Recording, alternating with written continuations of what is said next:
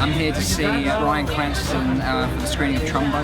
And I love Breaking Bad. It's one of my favorite shows. And I'm here to see a guy that turned a dad role into like the best frigging career ever. Been a fan since Malcolm in the Middle. And I loved that show, and I thought The Father was amazing. He was one of my main inspirations to become an actor. He's been very patient with his career, and I love that because you need that. So I'm just really excited about today.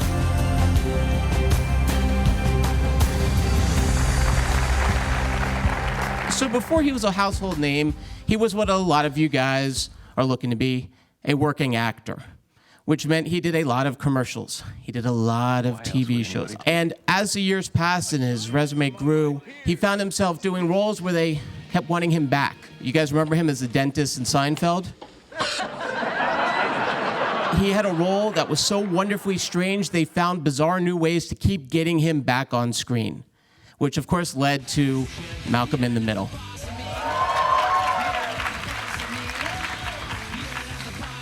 And from there, you were like, well, how do you get from Hal to Walter White?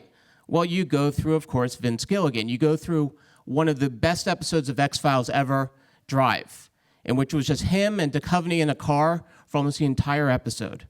You couldn't take your eyes off it. And neither could Vince Gilligan, who then thought, well, I have this show about a chemistry professor who becomes a meth dealer.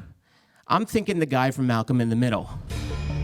And when you watch that pilot, those early scenes of him in his underwear, desperately pleading to the camera, you realize there's something very unique about this character. And his journey, his arc, rivals any Greek tragedy. Walter White's journey was 62 remarkable episodes that changed television. He directed TV, comedies across the board. And he was one of the producers on Finding Neverland, the musical. He acted on Broadway, winning a Tony as LBJ for All the Way. He was on the south side of a straight edge in Drive. He was the heart of Godzilla. He showed up in Argo and elevated that already terrific film to an Oscar winner as well. And then, of course, leads us to Trumbo.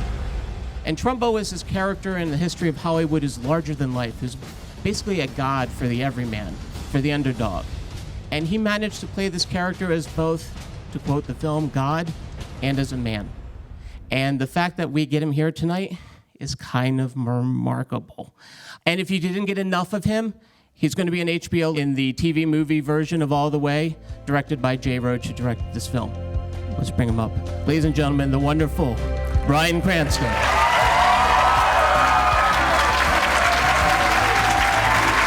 Thank you.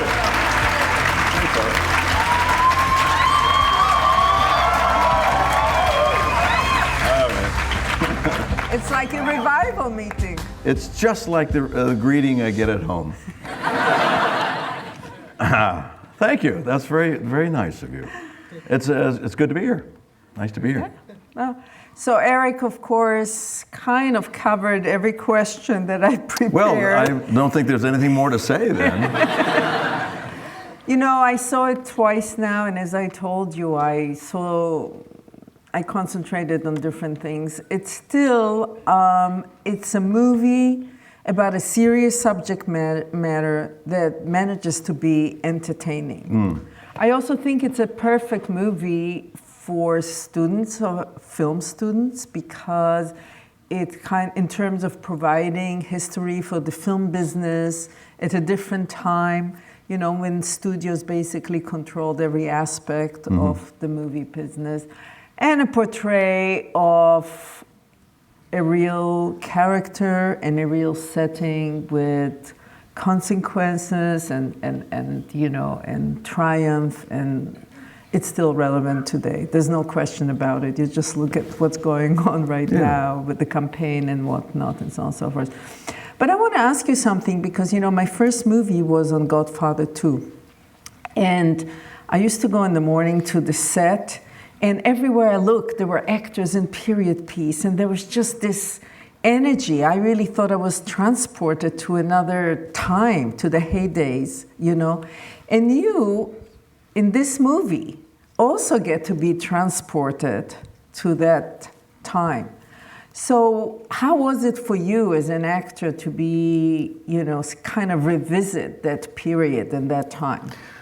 Well, it was only a revisitation in my mind because despite how I look, I'm actually not as old as you may think. It was really important, I think, for me to go back because when I was doing preliminary research on Dalton in the time, I knew that he was a member of the Hollywood 10. I didn't remember if he was one that went to prison or not, and I knew he wrote Spartacus. And then we find out more and more and more. And that's the joy of being an actor, is to be able to do that research and discover those things that you weren't aware of. And I think for actors too, it is important. Hopefully this film stimulates you to go back and do a little research, watch some old movies, some of Dalton's. You can see some of his political ideology played out in some of his movies. And I think it's important to see what kind of propaganda was going on at that time. What was the social sensibility? At the time, Hollywood was more divided equally among conservatives and liberals. Now it's mostly liberals. But at the time, it was more even. And there was a Red Scare. There was some activity of some very, very leftist thinking, fringe, that wanted the overthrow of the government, but that few and far between, and they threw out this wide net. And what really got me interested in this story is that in our country's history, there have been plenty of examples where men and women have been falsely accused of crimes and sent to prison. In this case, it was clearly accepted that no crime was committed, and they still went to prison. I thought that was an interesting distinction, and one that I was very, very interested in playing. So. You have an incredible body of work, and you got the awards to show for it. In fact, I was thinking today, there was somebody in the Senate wanted to filibuster. They could just read your credits for 24 hours. That would be boring. And not be done.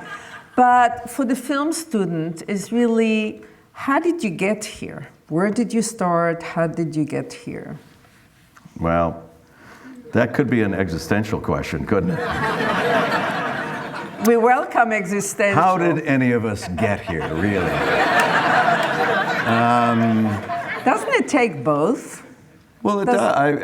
I suppose, but I get your inference is that, as far as actors act. And if you're not acting, you're not putting your best effort forward. If you're not writing, which I recommend every actor do. It's a way of expressing yourself. Certainly for me, it was a way of expressing myself creatively in between auditions. But it was just get into a class, get into any class. And I had a little litmus test for myself that, at the risk of sounding self-centered, I took a test where if I got into a class and I felt that I was becoming one of the best actors in the class, I would leave the class. And I had to move up to where I constantly felt challenged. And to this day, I always look for something that scares me a little bit. And if it scares me a little bit, there's something to it. It's like a really ferocious roller coaster ride. And I want to jump in. So there's that. I think actors have to have that mentality of, I'll put it in a sports analogy, if you have 3 seconds left in the game, you want the ball. Give me the ball, let me take the shot, sink or swim, I want to be out there. And we all know that there are people who are of the other ilk, who when there's the game on the line, they go, please don't give it to me, please don't give it to me, please don't give it to me. They don't want it at all. And that's fine. And thank God there are those kind of people. But if you're going to be an actor, I think you need to put yourself out there and take risks. Look at what we do. We make ourselves available for criticism on a regular basis. And you have to be able to withstand that and know that what your strength is, what your passion is far stronger than what anybody else can say. And at some point tonight, I'm going to tell you something that changed my life. And maybe it'll change some of your lives as far as it relates to you in this business. Like the teas? I was like, why not now? I don't want to say it right now. Yeah. Let's keep it. So, also, the range of your roles and your project and the genre is really quite amazing. So, was it by design or it just happened that way? Because a lot of big stars and directors, and I've been, they stuck in typecasting and they can't really move as much. Well, I think it's by design, but it's also by luck. I realized that I wanted to be an actor when I was 22 years old. And I was stranded at a picnic site on the Blue Ridge Parkway in Virginia. I was on a motorcycle and it was raining for 6 days straight. And the only thing I had with me really for entertainment was a book, a compilation of plays. And I was reading Hedda Gabler at the time. And it was daylight. And I'm reading, and by the time I finished the last page, I was leaning, and I didn't really know why, and I leaned forward and I realized, oh, my God, it's dark outside. I was leaning toward the only light, maybe 50 feet away, this one light for the whole area, and I didn't realize that's what I was doing. How did I miss the transition? How did I miss dusk altogether? It fascinated me that I didn't notice. It was daylight, and I'm reading, and I look up, and it's nighttime. And it kind of gave me pause. And it was at that moment that I had this epiphany that I should do something like this. This took me away, and I already loved the art of acting and evoking emotions in other people. It's very empowering. But I came up with this credo that I lived by, and it's that I would attempt to do something that I love and hopefully become good at it, as opposed to doing something I'm good at but not in love with. So once I made up my mind that's what I was going to do, then I had to put it into action. And I was never money motivated. To this day, I'm not money motivated. I never really even know what I'm making on projects. I ask my agents, are you happy? Because they're incentivized. Because they're never happy. They're never, I say, well, you're not happy? Well, then try to get more. Go on. So I don't want to sound like, oh, no, money. Oh, money's great. But it doesn't motivate me. I've never said yes to a project because of money. I don't want to have to make a creative decision based on financial need. So once I became rich, and I am, and it's better than being poor, because I was, I socked it away. And I'm married and have a child, and so you do the things that you need to do, buy a house, but it wasn't extravagant, living a very middle-class life. And that's what was important to me. So I knew that if my choice in life, my decision to become an actor, if it meant sharing an apartment with 3 other guys, up until the age I am now, then that's what it means. That's what I was willing to do. So knowing that, in poker terms, it means you're all in. There's no fallback. I'm going all in on this. And a lot of people say, you should have something to fall back on. And I suppose you can if you get to a point and you don't love it anymore. But I would say to any one of you, that if you think you can be happy doing something else, then I really recommend you try that something else. because there are never going to be a shortage of actors. There's never going to be an ad online saying, bulletin, actors needed. We have a desperate need, a shortage of actors. Please help us. You're never going to see that. A lot of people want to be actors. Why? Because it's the same thing I feel. You want to be. How many people are here are actors here? Are you all actors? No. How many are writers? Okay, yeah. Directors? Anything other in the other category? Producers? Got you. Got you. Okay. Well, I think it's all the same advice, if I may make that statement, because it's really hard. It's tough, and without passion and without an abject love of what you're doing, it would be too fucking hard for me. I know, because there are trials and tribulations that you have already started to experience. And only the tough survive in this business. And I will now tell you the secret. So 25 years ago, I've been doing this for 37, 38 years, something like that. I forget. I always thought, and most of you do too, that when you go on an interview or an audition, that you're trying to get a job, right? That makes sense. You're trying to get a job. You're there to get a job, whether you're a director or an art director or AD or whatever the case is. You're interviewing with a company in hopes that they will hire you. You're in casting, same thing. You're pitching a story idea as a writer, same thing. You're trying to get a job. And as long as you feel you're trying to get a job, you want something from someone else that you don't have. And when you put yourself in a position of need, it'll stay away from you. It wants to stay away from you. Why? Because people don't want to hire people who need anything.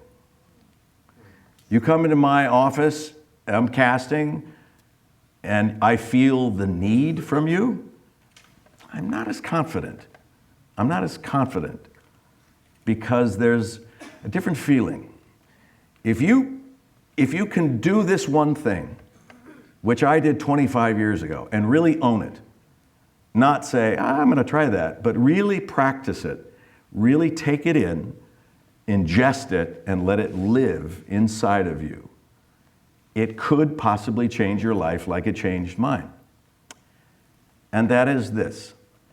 You are there at that interview to give them something, not to get anything. And that's the difference. You know how it feels when you give a gift to someone that you really are looking forward to giving a gift to someone? How great it feels. And they open, oh my God, a scarf or whatever they were talking about, what you knew, and how great it feels to give a gift. It sometimes, in many ways, doesn't it feel better to give a gift than to receive a gift? Yeah. Doesn't it feel that way? Well, this is it. At the risk of sounding, arrogant, we have to keep this in perspective. If it got out to the civilian population, it's kind of deadly. If you see this reported like, Bryan Cranston says that everything he's giving is a gift, it's like, what a douche. So it's not that, but it's for you only. Yes. And don't tell your friends and relatives, don't say, I'm giving them a gift when I go and sit, It doesn't, there's no exchange there. They won't get that. It's for us and only us. It's most importantly for you individually. And you can't do it in a phony way. You can't do it like, I'm giving you this gift. Now, don't you have something for me? You can't do it and expect someone to give you something back, because then you're not giving that gift freely. There are conditions attached to the gift you're giving, and that can't work. Doesn't work that way. It is unbelievable the difference you'll feel going into a room if you truly feel and value your ability. I'm assuming you're all talented. Let's get to that part. All right? But talent alone will not create a career for any of you. No one who just had talent has a career. It is persistence and patience and this attitude of this person has a problem. They have an issue. This character is available. Let me see what I can do about this to create a character that's compelling, interesting, serves the text. Maybe get them something to be surprised about. And then you work on it. There's no, by knowing this doesn't say, oh, you don't have to work that hard. There is no substitute for putting in the hours. There just isn't. So you have to do that. You have to be willing to devote yourself and all the time it takes.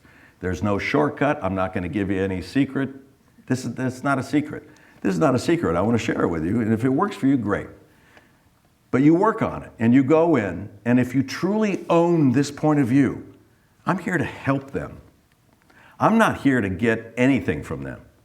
I'm here to help that person and make them see something maybe they weren't expecting or didn't know they even were expecting it, and deliver it with confidence, and then you leave. That's it. But you have to own that feeling.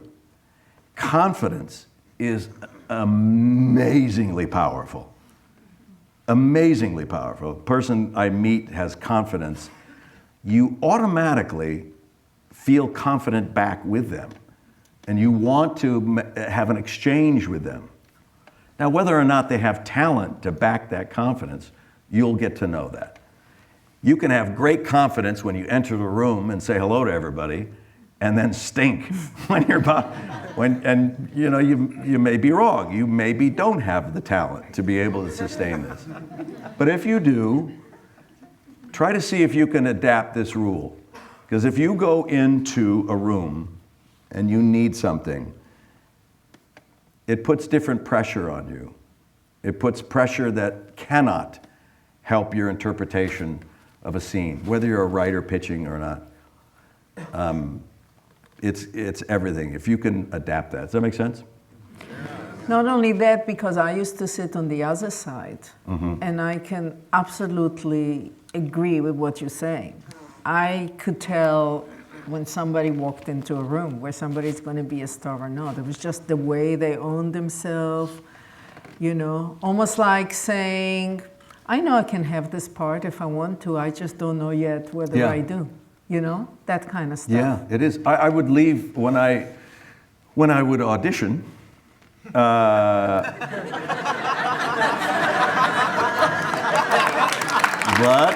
It happened. no, which I'm still willing to do, and do. When the director and writer of All the Way came over to my house, because they wanted, it was only a meeting. It's not an audition, it's just a meeting. Right. Everything's an audition. Everything's an audition. Yes. So when they were there, I said, do you want to read some passages of this? Because quite frankly, I was auditioning them. I wanted to see how they responded to what I was doing, and if they were open to interpretation.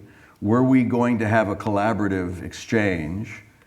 I wanted to know what they were up to and how that was going to be, as much as you can in an hour and 15 minutes or whatever it was.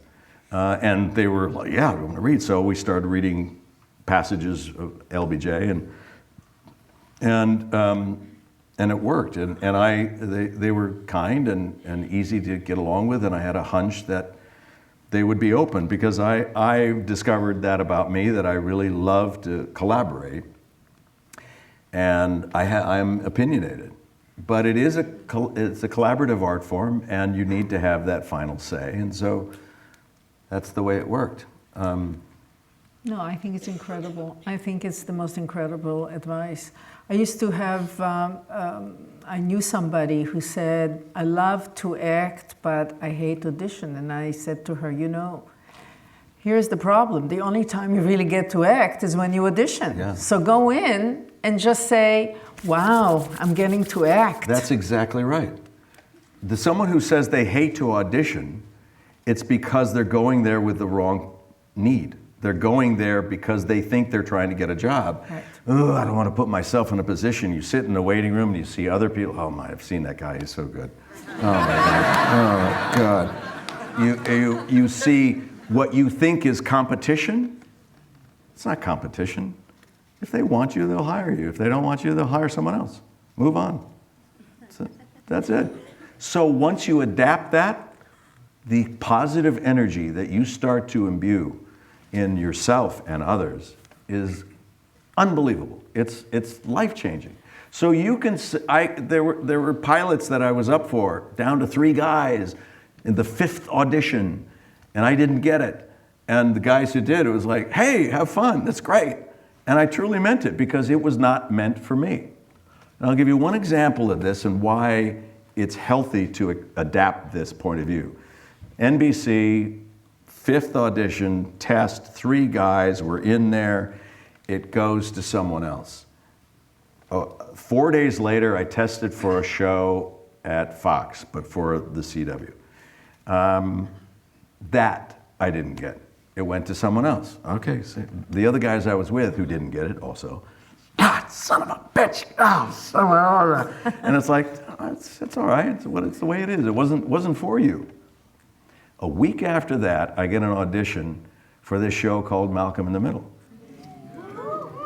So, what does that mean? Had I gotten one of those other 2 jobs that I thought I wanted, that they shot the pilot and both of them did not sell, I would have been looking for another job. So when something you think appears like a negative, maybe it's not a negative, because it wasn't for you anyway. So if you go, then you want to live that way. Believe me, if you don't adapt this, I've seen so many men my age who develop such an intense resentment and a bitterness toward anyone who succeeds who's not them, that they drive themselves to an ulcer and eventually got to get out of the business before they kill someone, because they feel something is owed to them, perhaps. It's not. Let it go. It has to have an ebb and flow. If it's supposed to be for you, then great. If it's not, okay. So when I was auditioning a lot, I used to have a big basket in my office. And I'd come home with the script and I'd toss it in the basket. And forget about it. I would never call my agent. Don't call your agent. Did they like me? Did they call and say they liked me a lot? What does that mean? Oh, you want something. Now you want affirmation. You want your agent to say, you were probably great. And they called and they said, you were great. Is that what you want? You know, is that going to help you? You know how you did. What actor leaves a room and you don't know how you did? You're lying. You do. Be honest. If you fucked up, you go, okay, I let a couple things distract me. It's a good lesson. I will try to take control of the room next time and not let that happen. And move on. So when I got a call, like they want to hire you for such and such, I wouldn't remember what it was. I'd go to the basket and they go, which? Oh, that guy, yeah. That guy, that was fun. That was a fun guy. Okay, and now I get to work on this because I was hired for it, so I'll go back in. Amazing. I have to tell you, it's the most amazing advice that I have heard from an actor, honestly, because it's just from the inside. It really changes the whole paradigm. There's no question.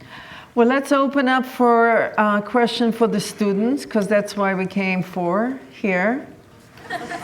Good evening, Mr. Cranston. Thank you so much for coming today. It's fantastic. You're from the South. Thank you.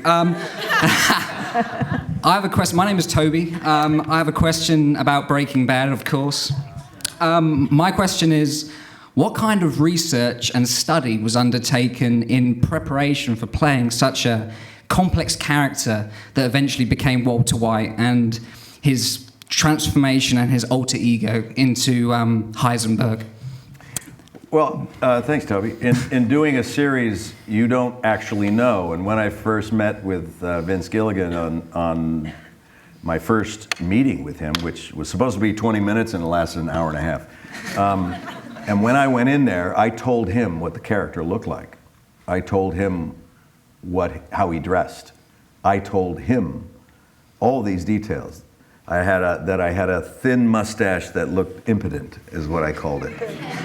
In other words, it was his writing that inspired me to daydream, and that's an actor's job. It's part of the actor's palette is to start daydreaming character, and you develop those characteristics along the way. So without his really brilliant writing, it would have been harder for me to develop those thoughts because it's just hard. Actors, the hardest work we've ever had to do is on poorly written material. The easiest work we've ever had to do, and I don't say it's easy, but the easiest, is on brilliant material, where you read it and you're already flooded with, it resonates so deeply and you have a plethora of ideas that you want to go and you're so excited. And I would wake up and come up with ideas. I knew he should be overweight. I knew that I took the color out of his face. All these things, they just came to me because I was so inspired by the work. Without that, and there are many more occasions where you'll read material that is not that good, you have to do your own work. What does that particular character look like? What does he sound like? Like with Trumbo, he was such a chain smoker, and he had an affectation, and he went up and down because it was a fun thing to work on, and it was just I just started playing with that, and it's risky because it's risky, right? It's not my normal voice, but in listening to him and talking to his daughters and things like that, which is also part of the actor's palette. It's your own sensibility. It's your ability to imagine and fill in the blanks. It's your own experience, life experience. And it's also research and what you can do on your own. And then it's talent. Got to pull out the talent, Toby. Thank you very much. Thank you.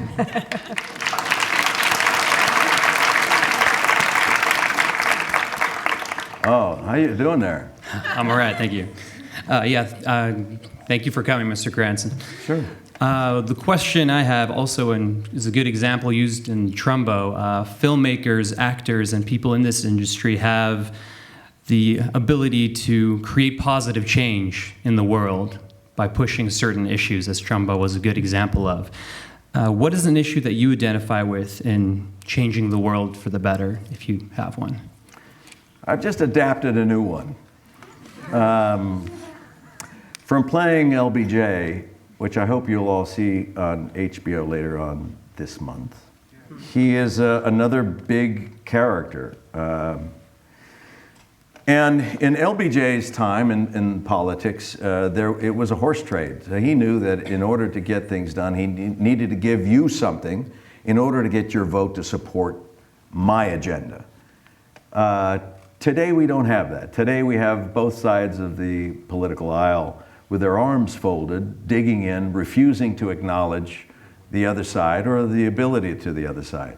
And you hear bombast like, he is trying to destroy the country, and it's all this kind of thing.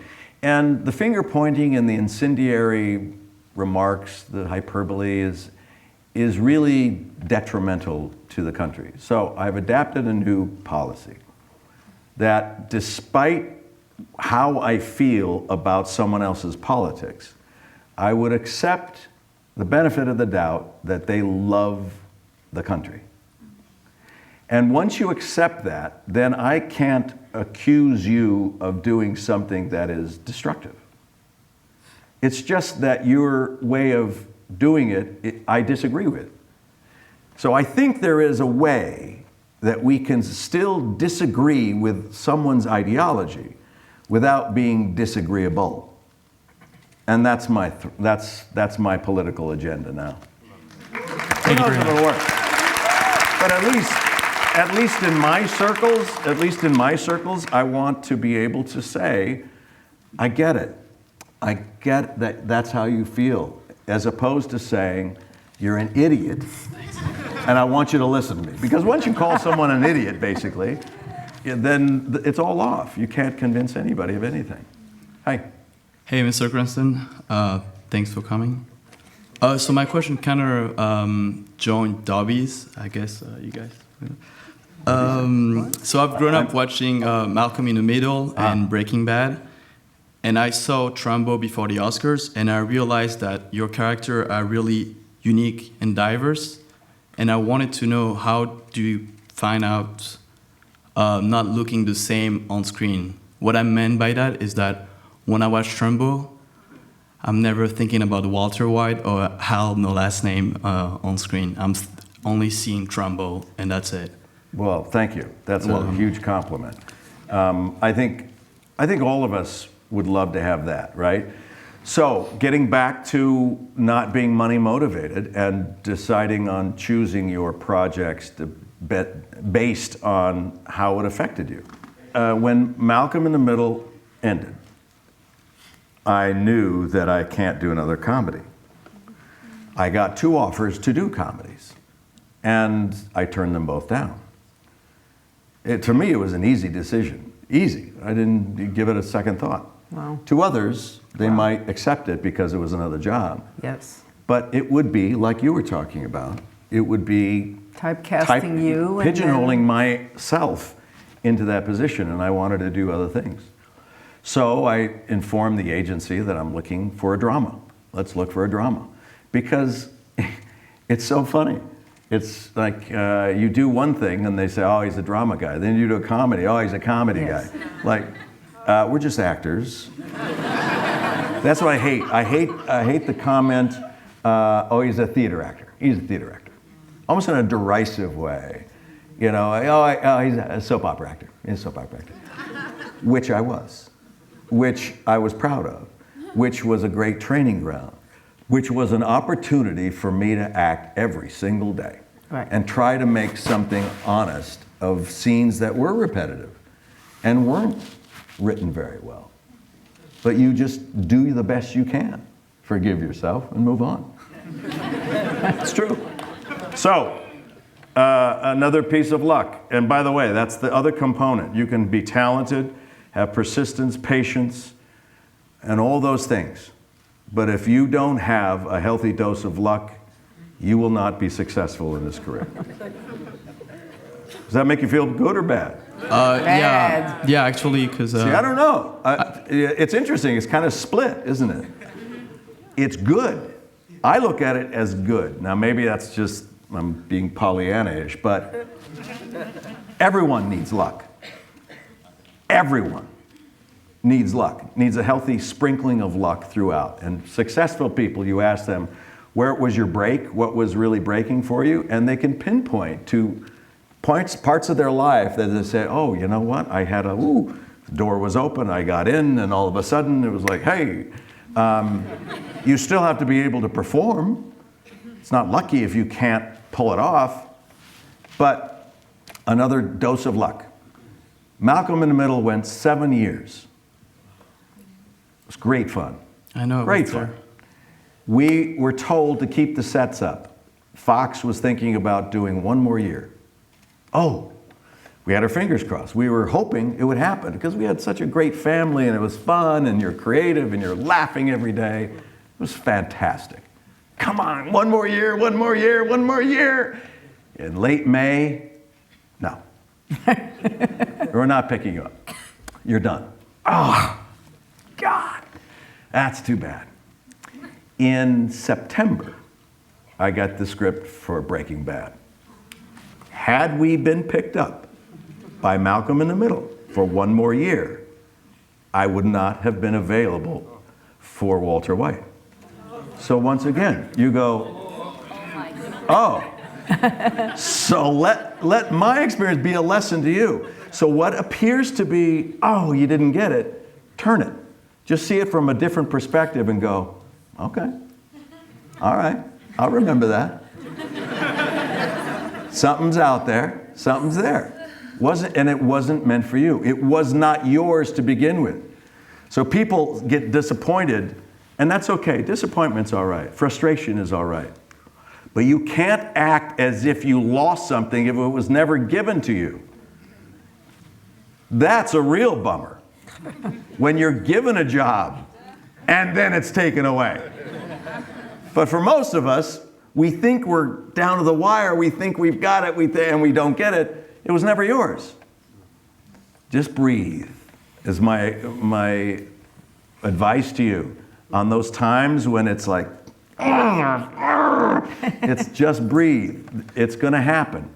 You're going to have the ups and downs. There are going to be bumpy roads. Just identify it. Go, oh, wow, tough patch.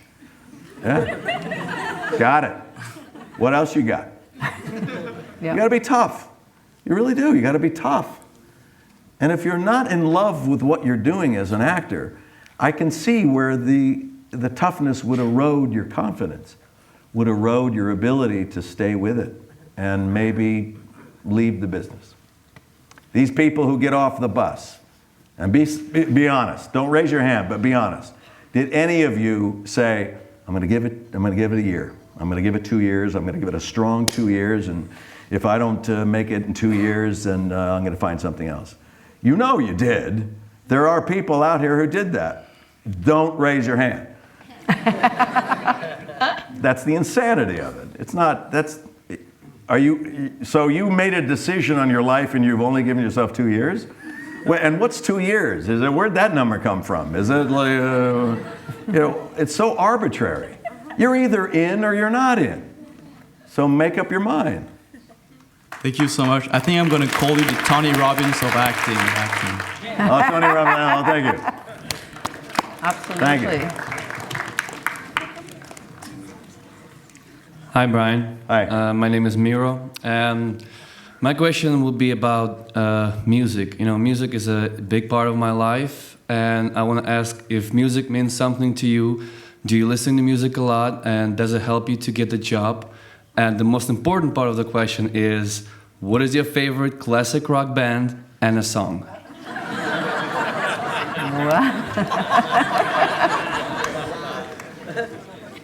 One Direction.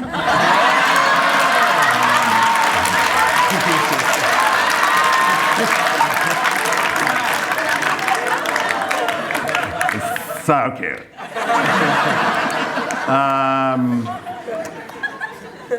I listen to classical music and I listen to jazz when I write. It puts me in a place, and it depends on what I'm writing, and I get very moody on that. But something instrumental, sometimes just acoustic guitar or something like that. That's for when I'm writing. But I'm of the era of the classic rock bands, and I was around when the Beatles showed up, and the Stones, and but I love Bob Seger and Tom Petty and Billy Joel, and that's what I was raised with. So that's that. But quite frankly, I used to be, listen to a lot of music. I used to be into sports, every sport. I used to follow every sport, and I just don't have time for it anymore. I had to really make a cut and what goes and what stays, and devote a tremendous amount of attention and time toward my true love. Is the work, and if I'm not working, I'm with my wife at home. That's it. Right. I don't play golf. Thank you. But I know a lot of directors say that when they write, actually, they tell me that they listen to a lot of music, and sometimes about a scene and so on and so forth. I wonder if actors listen. Some actors listen to music I see a while lot they of people would. Not for just leisure while the in-between takes, but in terms of like the role and so on and so forth. Well, it's a big motivator. I mean, you play a driving rock sound before you're about to go do an audition. I think it's great. Whatever you need to get you to that position of that you're going to do your best, Right. or attempt to do your best. Right. All right. Hi, I'm Justina, and I'm an acting student at NYFA. I want to ask, in Trumbo, you played a character who had to struggle with so much frustration of suppression and false accusation. Did you ever experience something similar? If not, what kind of imagination works did you do in order to approach this character's state of mind? How do you deal with frustration? Is that? I want to know if you have ever experienced something similar, or if not, how did you approach this character's state of mind? Well, I certainly haven't experienced anything close to what Dalton Trumbo experienced about having his civil liberties taken away and thrown in jail. No, it's been a pretty blessed life, I must say. It's not without ups and downs, but to be able to act for a living was, when I was 25 years old, the greatest accomplishment that I've ever had in my profession, and remains so. That's all I do for a living. That's all I've done since I was 25 years old, is act for a living. I pay my bills. Anything that goes beyond that is just gravy. But I would tell you that to allow, I always talk about this, I want to create a foundation at home that's really sane so that I can go insane in work. That make sense?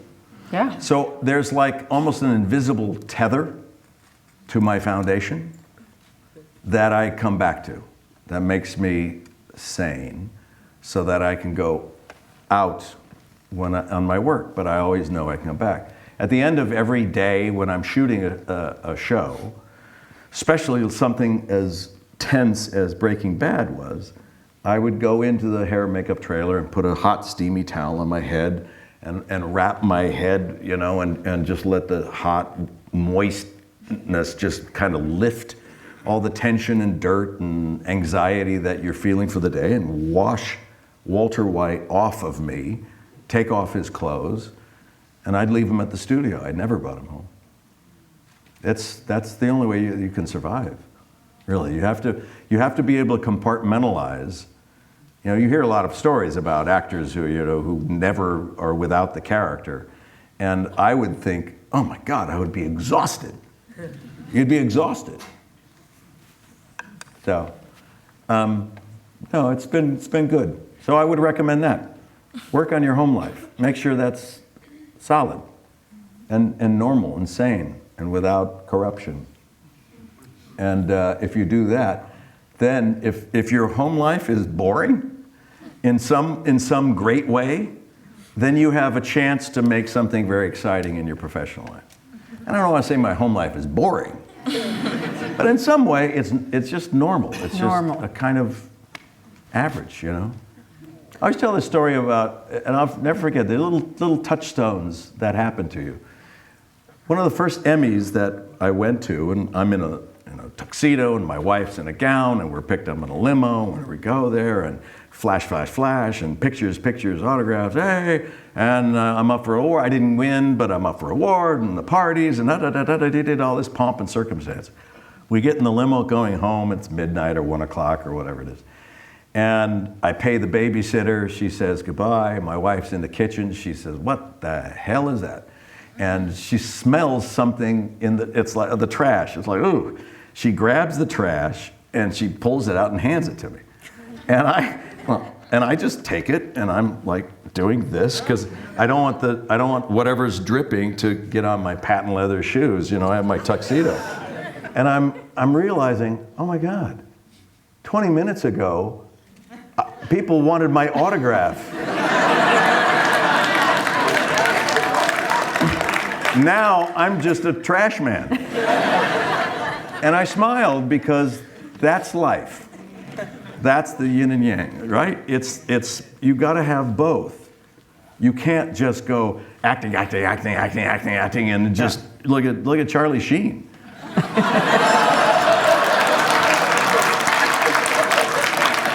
Charlie's not here, is he? Is Charlie here? No, I wouldn't want to have his life. I don't for anything. I don't know anybody who would. But. Yeah, the first time I went to Cannes, I was with Richard Gere and his agent Ed Limato, and thousands of photographers, and all screaming, Richard, Richard, and the music from 2001 to boot. And I just looked at him and I said, how do you stay normal? And he said, I read the reviews the next day. Oh, really? I don't read it. Wow, that's dangerous. But let me ask you about the character. I'm sorry I'm taking time. Some people, when they act, they stay in character the entire time. In other words, when they're off the set, they still stay in character until they go home, and maybe when they go home, it's off. And some people finish the scene, hey, what's going on? Did you see the game yesterday? And the minute they call them back, they're back on like this. I'm Which more one like are that. you, really? I think it's only because I've been doing it so long that I can slip in and out. If it's a very intense scene, or if it's the tremendous amount of dialogue that I really have to stay focused, then I'll be by myself and stay in it. But for the most part, it's you know that it's 16 hours and it's long. Yeah. Well, I tell you though, the show I did in New York, 3 hours a night was much harder than 16 hours a day. 3 hours a night of doing a play, for some reason, was harder. Yeah, 8 shows a week. Oof. Yeah. Tough. Hey, Mr. Cranston, my name is Daniel. Hi, Dan. And I wanted to ask you about the development of the character of LBJ in All the Way. What kind of research did you have to do? And what was the main differences or challenges between playing him on stage and on TV? Love doing it. It's another big character. He's bigger than life. He is...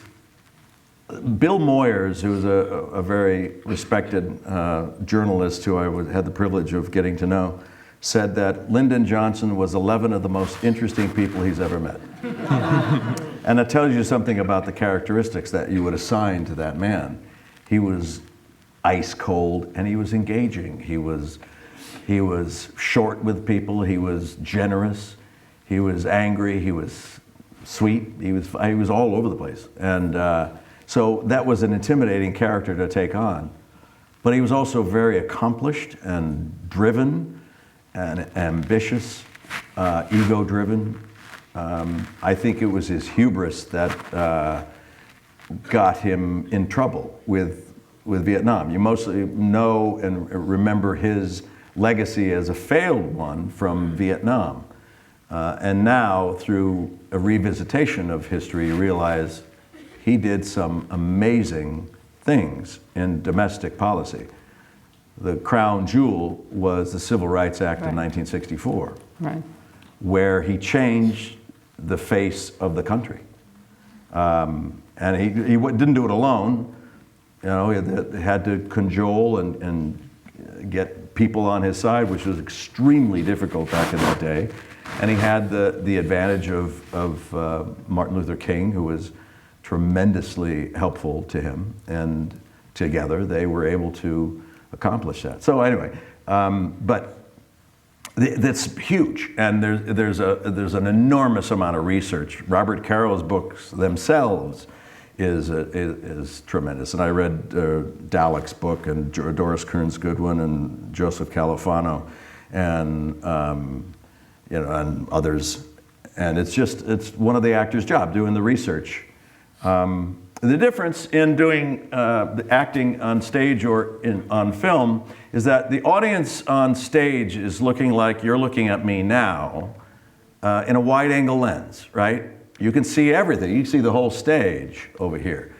And through text, through lights, through direction, we're suggesting where you should focus. And most of you are focused on me right now only because I'm speaking.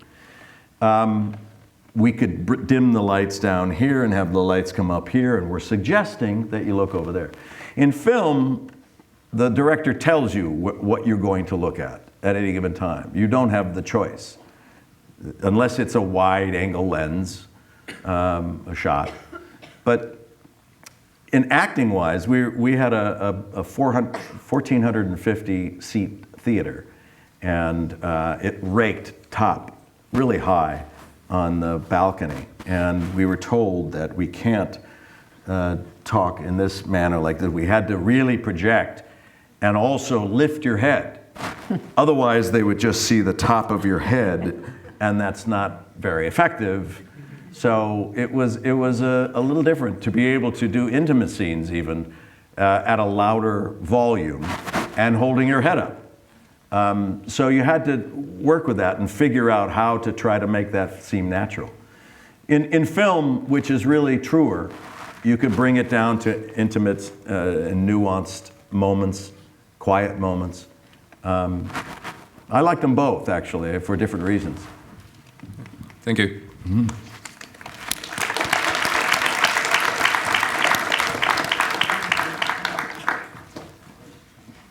Good evening, Mr. Cranston. Hello. You have already partially answered my question, but how long does it take you to completely get out of character? And did any of Walter White stay behind? What? It didn't take long for me, really. You know, I had a procedure to do it.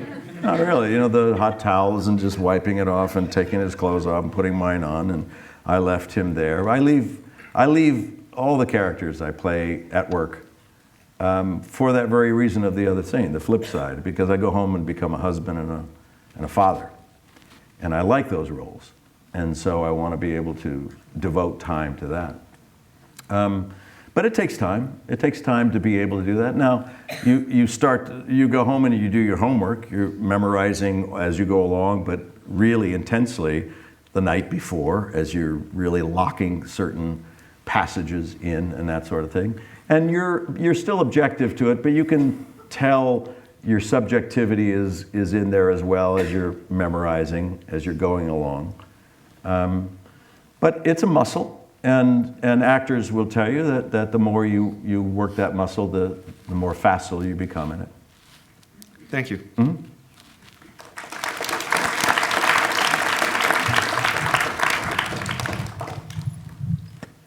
Hi, my name is Raven Lee, and I was just wondering, so since you have successfully made the transition from comedy to drama, do you have any advice for actors who also want to participate in more than one genre throughout their career?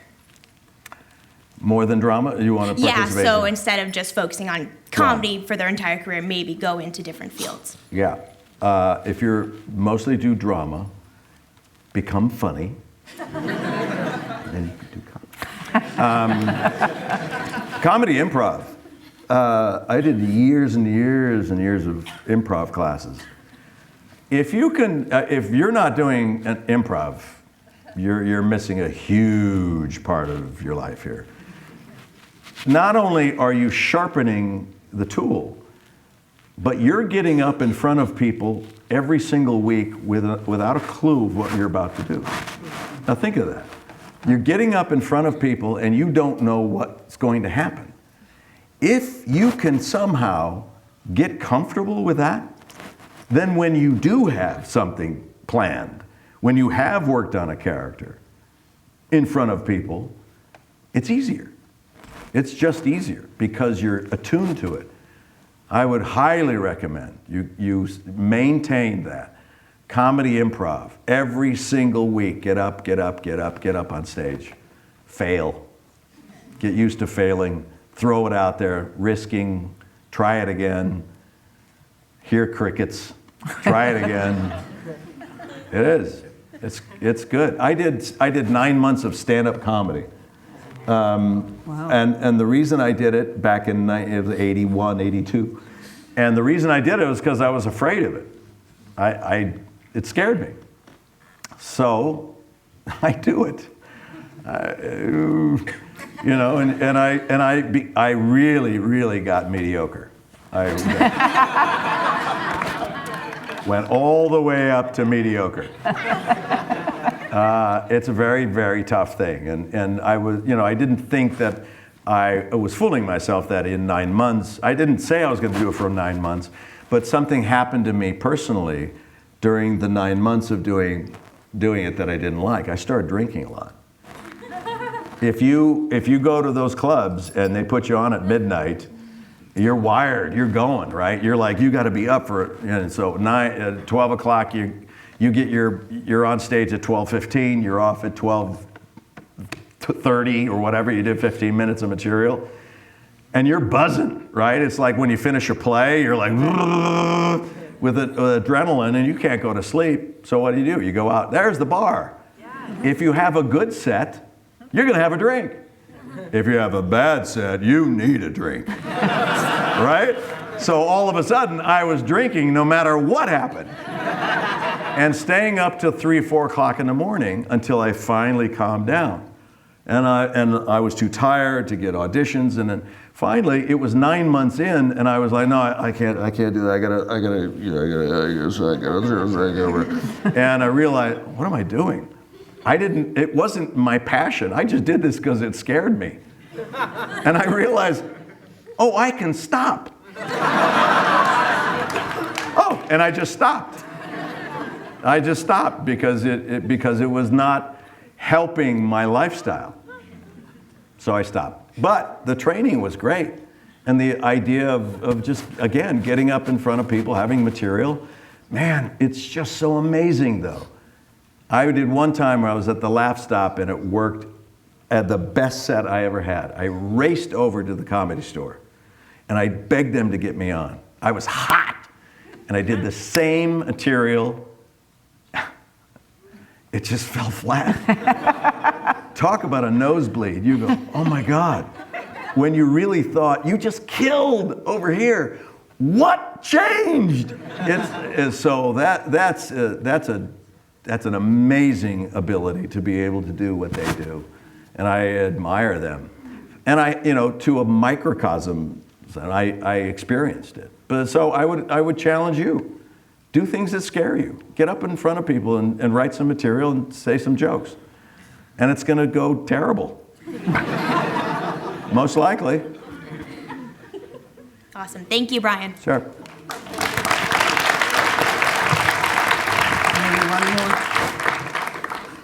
Good evening, Mr. Cranston. Thank you for coming here.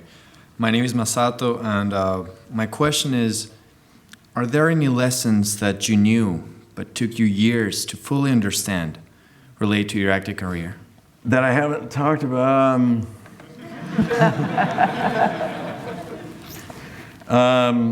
I know there's probably more. Any other lessons? Come on time. Well, yeah, be on time. Yeah, we were just talking about that, but I'm always on time. And unless something's really wrong.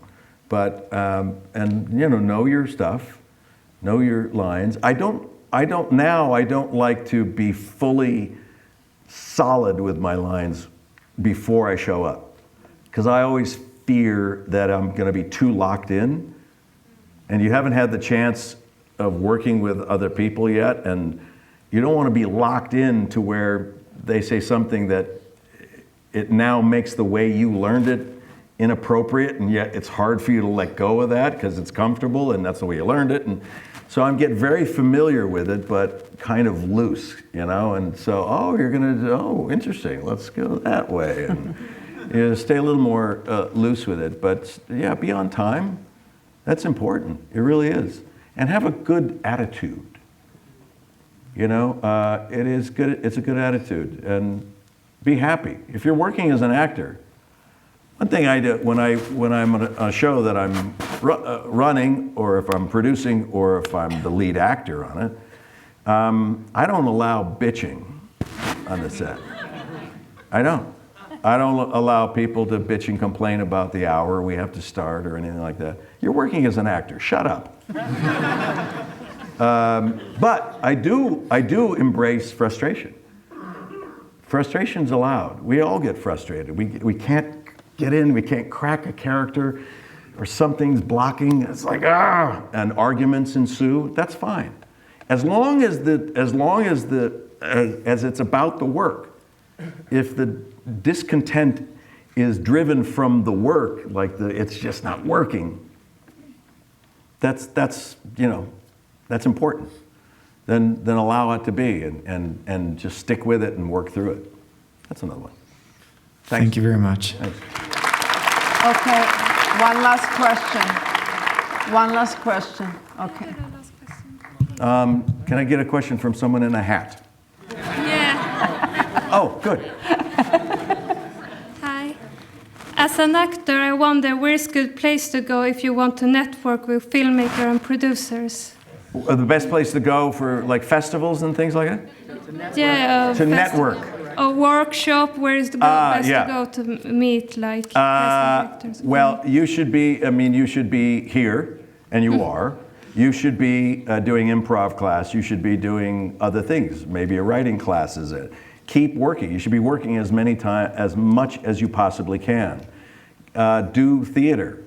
But you can't do theater in Los Angeles so that it leads to something else. I know a lot of people that I've worked with, or anywhere, a lot of people will do, I'm going to do a play, and not one agent came to see the play. Can you believe it?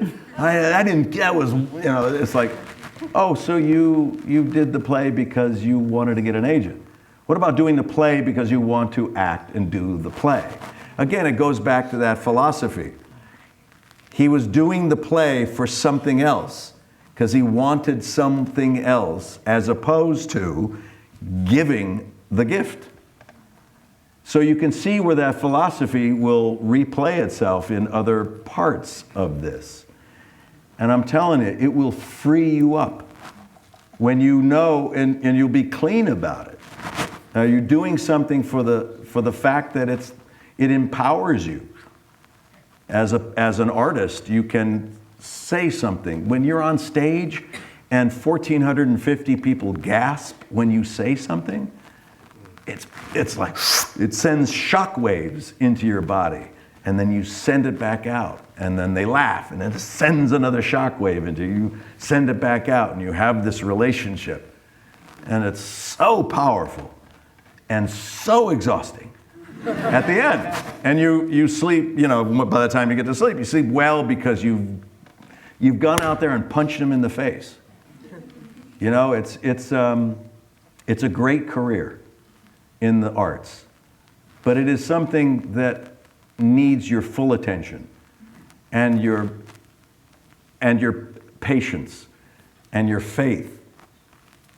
And not every one of you will get it. But this is true. If you don't try, then you have truly failed. If you feel that passion in your heart, you must try. To me, the biggest failure is if 10, 20 years from now, you have regret. That's the worst, because then you'll never know. I didn't do what I felt instinctively, and I didn't. It's better to go, wow, I went up on stage and told jokes and I was terrible. Woo! Wow. But I did it. You gotta, and that's a good thing. That's a powerful thing.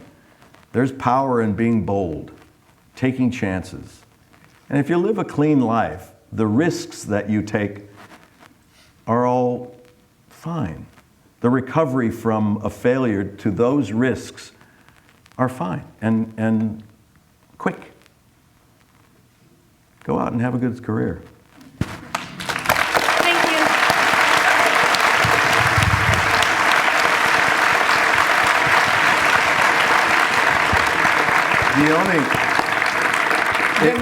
The only thing it could have been warmer in here. I don't know about you, but that would have been nice. I was a little chilly.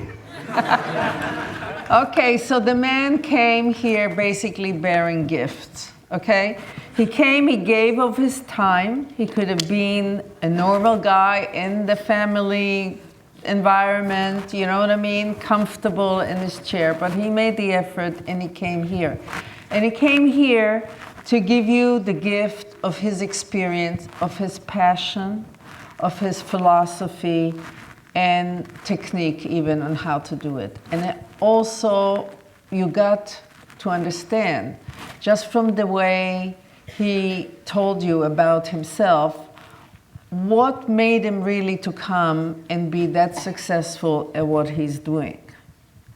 And so I think that's the biggest thing that he could have done for you students, and I want to thank you so much for all that you have brought to us. Thank you. And to them. I'm happy to be here. Thank you, Tova. Thank you, everybody.